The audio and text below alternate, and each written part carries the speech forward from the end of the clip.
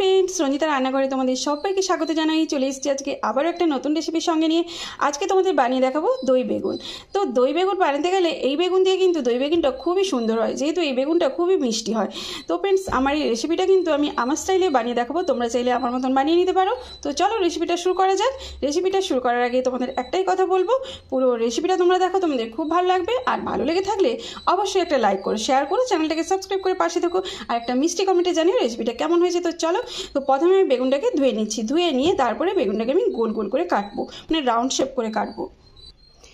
বেগুনটাকে প্রথমে ধুয়ে নিতে হবে, আর আমি একটু বেগুনটা বড় সাইজেরই নিয়েছি। বেগুনগুলো আমি দেখো রাউন্ড শেপ করে কেটে নিয়েছি। তো এবারে এর মধ্যে দিয়ে দেবো সামান্য একটু তেল, সামান্য একটু হলুদের গুঁড়ো, সামান্য একটু লঙ্কার গুঁড়ো। তো দিয়ে এবারে বেগুনটাকে ভালো করে মাখিয়ে নিতে হবে। তো বেগুনগুলো নুন হলুদ মাখিয়ে এবারে দেখো আমি বেগুনগুলোকে ভাজতে হবে, তার জন্য ওভেনে কড়াইটা বসিয়ে ওভেনটা ধরিয়ে দিয়েছি।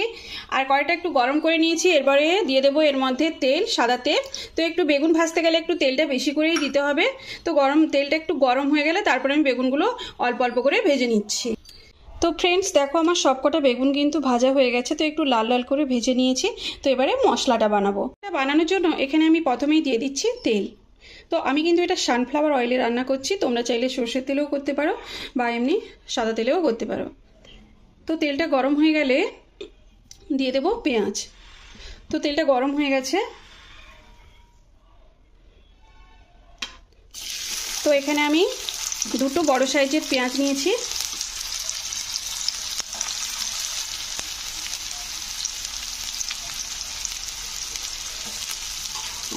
তো পেঁয়াজগুলোকে একটু লাল লাল করে ভেজে নিতে হবে। তো পেঁয়াজগুলো দেখো একটু লাল লাল হয়ে গেছে। তো এবারে আমি এর মধ্যে দিয়ে দিচ্ছি 1 চামচ আদা রসুনের পেস্ট। তো আদা রসুনের পেস্টটা নাড়তে হবে যতক্ষণ না আদা রসুন থেকে গন্ধটা কেটে যাচ্ছে। তো আদা রসুনের গন্ধটা কেটে খুব সুন্দর একটা গন্ধও বেরোচ্ছে। তো এবারে আমি দিয়ে দেবো এর মধ্যে 1 চামচ লঙ্কার গুঁড়ো, 1/2 চামচ হলুদের গুঁড়ো, পরিমাণ মতন লবণ, আর দিয়ে দেবো সামান্য একটু জিরে পাউডার। তো দিয়ে মশলাটাকে একটুখানি নাড়াচাড়া করে দিতে হবে। তো এবারে আমি এর মধ্যে সামান্য একটু জল দিয়ে দেবো। তো মশলাটাকে 2-3 মিনিট নাড়াচাড়া করতে হবে, দিয়ে মশলা থেকে দেখবে একটা সুন্দর তেলও উঠে আসবে। তো দই বেগুন বানানোর জন্য এখানে আমি নিচ্ছি 1 বাটি টক দই। তো টক দইটা আরও একটা বাটির মধ্যে ঢেলে দিয়ে তো এবার এটা একটা কাঁটা চামচ দিয়ে ভালো করে ফেটিয়ে নিতে হবে টক দইটাকে। তো টক দইটা আমার ফেটানো হয়ে গেছে। তো এবারে টক দইয়ের মধ্যে আমি একটা তড়কা দেবো তার জন্য। তো তার জন্য এখানে দেখো আমি একটা তড়কার প্যান নিয়েছি। তো তেলও দিয়ে দিয়েছি।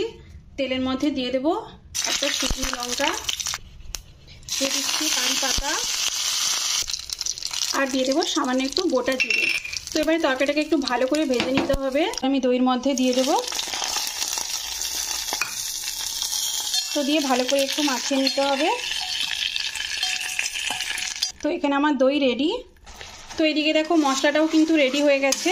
আর মশলা থেকে কি সুন্দর তেল ছাড়তেও শুরু করে দিয়েছে, তেলটা পুরো উপরেই উঠে এসছে। তো এবারে আমি ওভেনটা অফ করে দিচ্ছি। তো এখানে একটা বড় আমি পাত্র নিয়েছি, এর মধ্যে প্রথমে আমি বেগুনগুলো দিয়ে দেবো, ভাজা বেগুনগুলো। তো একটু সাজিয়ে নিতে হবে।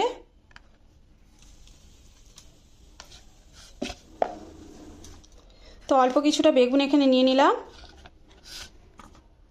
এবারে যে মশলাটা বানিয়েছিলাম তো এর মধ্যে দিয়ে দিচ্ছি।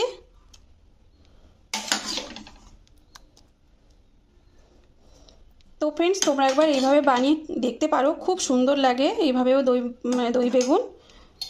তো এবারে যে দইটা বানিয়েছিলাম তো দইটা উপর থেকে একটু দিয়ে দিচ্ছি। তো আর যে বাকি বেগুনগুলো ছিল তো আমি ওপর থেকে সবগুলোই দিয়ে দেবো সাজিয়ে। তো বেগুনগুলো দেখতে পাচ্ছ কত সুন্দরভাবে ভাজা হয়েছে। বাকি যে দইটা আছে তো আমি ওপর থেকে সবটাই দিয়ে দিলাম। তো আমার দই বেগুন কিন্তু রেডি। তো ফ্রেন্ডস, রেসিপিটা কেমন লাগলো একটা কমেন্ট করে জানিও। তো ফ্রেন্ডস, দেখো আমার দই বেগুনটা কতটা সুন্দর হয়েছে দেখতে, আর টেস্টটাও কিন্তু দারুণ হয়েছে। আর মানে আমি যে লবণটা দিয়েছিলাম, লবণটা কিন্তু একেবারে কারেক্ট আছে। তো চলো, ভিডিওটা এখানেই শেষ করছি। দেখা হচ্ছে নেক্সট একটা ভিডিওতে। ততক্ষণে তোমরা সবাই ভালো থেকো, সুস্থ থেকো। বাই।